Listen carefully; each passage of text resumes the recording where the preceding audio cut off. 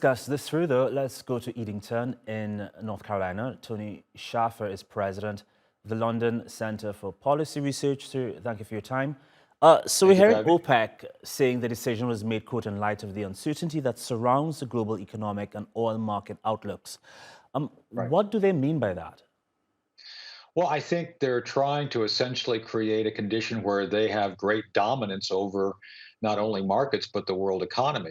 There's a number of factors right now that may result in a truly catastrophic global economic recession. If you study Germany, Germany's hurting badly, and they're going to have massive energy demands that they're not prepared to deal with.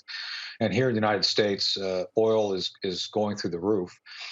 I would argue that they're taking advantage of the fact that the Biden administration and Putin have both done things to disrupt the market. Both sides here, both the United States and Russia, have done things to disrupt the market. So while I understand what they're trying to do, essentially to stabilize the market, the net effect is going to be to create huge economic problems for the world, because cutting off energy at a critical time like this is simply going to add to the chaos. It's probably going to have the opposite effect of what they're saying they want to accomplish. That's interesting because just a few hours ago, we heard Kuwait's acting oil minister, Mohammed Al Fares, saying that cutting production by 2 million barrels per day will have positive ramifications on the market. What do you think his I'm perspective sure they is? want I'm sure they want to believe that, and I think that's why they're acting the way they are. But again, when you have a global economy that's attempting to come back from the pandemic, and you said in the run-up that the last time they cut this amount of oil was during the pandemic,